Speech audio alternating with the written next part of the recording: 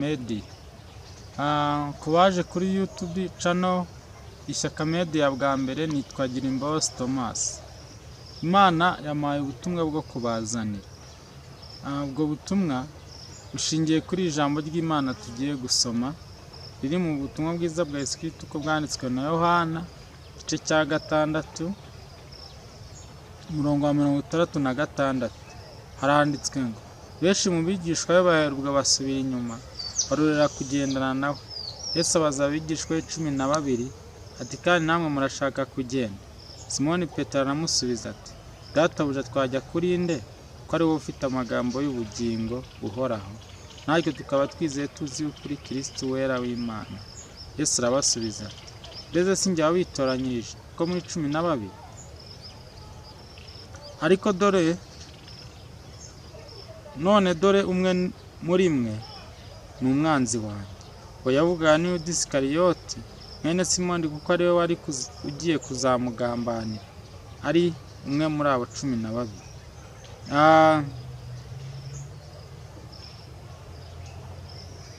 Icya mbere ni uko umuntu uri kuntega amatwi cyangwa se intego y'iri jambo rikubiye muri ubu butumwa ngiye kubabwira ni intego ivuga ngo ntiwishinge Yuda, ahubwo ugume mu mwanya wawe. Yesu Kristo agendana na Yuda ndetse n'intumwa 12, hari igihe cyarageze ngo Yuda Isikariyoti ava mu bandi ajya kugambanira Yesu. Hanyuma agiye kugambanira Yesu aramugurisha. Muri iyi minsi ya none cya mbere nababwira nuko hari abantu bihakanye Yesu mu mitima yabo, barangije bamusimbuza ibindi bintu by'agaciro kandi by'agaciro kajyanye n'akisi, ariko bibagirwa umumaro Yesu yari abafitiye. Hanyuma Yuda Isikariyoti ntabwo yitaye ku mumaro Yesu yari amufitiye, ahubwo yitaye ku bikoroto bari bari kumuha, nuko bamukura mu mwanya wa Kristo bamujyana mu mwanya w'amafaranga. Uyu munsi rero nawe wagiye mu mwanya w'amafaranga uva mu mwanya wa Kristo, ndagira ngo ngutangarize yuko Kristo agiye kuza. Nasanga utari mu mwanya wawe uzahabwa ibihano bingana n'uburemere bw'umujinya w'Imana. Kandi icyo nababwira cyo nuko Imana mu mwanya wayo igiye kuza irebe kandi ibirego abantu bahora bakurega niba ari byo, nizigasanga ari byo izaguhana kandi izaguhana ibihano bitakihanganira. Rero mu banzi ba Kristo cyangwa mu banzi b'umusaraba harimo abantu bihaye ikintu cyo kujijisha Yesu no kumva ko batsinze, bakaba intsinzi yabo bari gushaka kwerekana yuko hari aho yageze kandi Imana itazabaryoza ibyo bakoze. Uwiteka Imana yambwiye ngo nze mbabwire ngo ni igihe kigeze Imana ikaryoza umuntu wese ibyo yakoze. Imana yambwiye ngo mbaze abantu bari kuntega amatwi ngo ese iyo umwana yabaye ikirumbo hanyuma yarangiza ntagomeze ngo abe ikirumbo, ahubwo akaza kurwanya abana bo mu rugo, bamwe akabakomeretsa abandi akabica, ntabwo aba akiri umwana wo kwihanganirwa, ahubwo aba ari umwana wo kwicwa. Nuko iyo yishe abandi bana yasize mu rugo, yarangiza agahemukira urugo yasizemo, akageza n'ubwo arwanya urugo yavukiyemo, aba ari umwana wo kwicwa. Uyu munsi wa none ese wowe uri mu bana bari kurwanya urugo bavukiyemo? Urugo twavukiyemo twese turi abantu b'Imana, nubwo tutari abana b'Imana.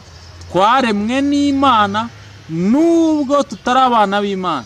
Rero abarwanya urugo bavukiyemo ni abantu bihakana Kristo, barangiza kandi bagateza n'intambara zo kugira ngo abana ba Kristo bapfe, bagateza n'intambara zo kugira ngo abana ba Kristo bisange mu bibazo.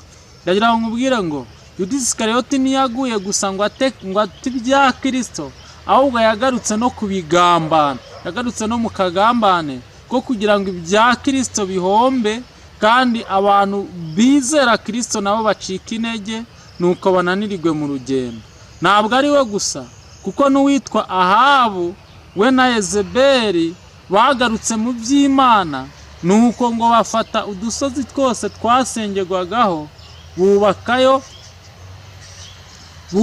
ahantu hasengerwaga bubaka inzu z'ibigirwamana. Mu yandi magambo, nawe wafashe aho Imana yagakwiriye kuvugirwa uragenda uhubakira imana zitari Imana yo mu ijuru, nuko abantu barazisenga. Ufata abantu ziba Bali urabica kubw'inyungu zawe, ufata abantu zibukuri urabica kubw'inyungu zawe, n'abarabukuri abafite ubwoba ubahinduza abantu ziba Bali basigara abantu ibitari byo kubera kubica. Desire Imana yambwiye ngo ije guhora inzigo yuko mwisha abantu zibayo, abandi mukabagira abantu ziba Bali bagahanura ibinyoma kubera imbaraga mwari mufite. Ikindi nagiye kubona ndi kushaka kuzaza gutanga ubu butumwa, nagize yerekwa ngo mbona igiti kinini ngo cyari gifite kandi amashami menshi. Ndangije ngo mbona umuntu wari wambaye imyenda yera araza aragitema, ngo arangije kugitema nuko ngo gisigara gifite imizi, ngo nuko arakirandura. Abantu bose icyo giti imizi yacyo n'amashami byararandukanye. Imana irambwira ngo erega umuntu wese ntabwo yayoba igihano cy'Imana aho yajya yakiyasanga. Uyu munsi wa none urebe niba utari mu ishami riri kurwanya imbaraga z'Imana. Isomya Bibiliya iravuga ngo ishami ryose ritera imbuto Kristo azaza arikureho cyangwa riteme hanyuma aricane. Iyo bareba bavuze igiti kikarandukana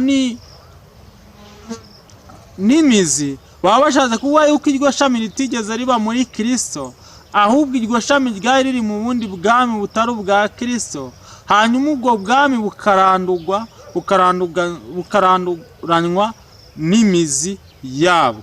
Hanyuma ikindi, Imana yantumye ku bantu bari mu bintu by'Imana by'ukuri, bikanze yuko Yeriko itazariduka, hanyuma bagasigara hakuno mu byaha, abandi bakagwa muri Yorodani, abataguye muri Yorodani bakaba bari gutitirira muri Yorodani. Hari ukuntu uba uri mu mazi ariko utarapfa uri gutitira ufite imbeho. Hanyuma Imana imbwira n'abandi bantu bari inyuma ya Yeriko bategereje kwiriduka. Imana irambwira ngo bose nibataba amaso Yeriko izabaridukiraho. Abantu bari hafi ya Yeriko izabaridukiraho, abari gutitirira kandi muri Yorodani. Imana yambwiye ngo nibabe maso basenge, kuko Imana ibaha imbaraga zo kuva muri Yorodani, kuko abagiye kuba muri Yorodani igiye kuzura irenguke cyangwa se ibe nyinshi, hanyuma itware n'abari inyuma ya Yorodani. Imana yambwiye ngo Yorodani niyo igiye gutuma Yeriko iriduka. Bityo narose ngo umuvu uva hejuru ngo utwara umusozi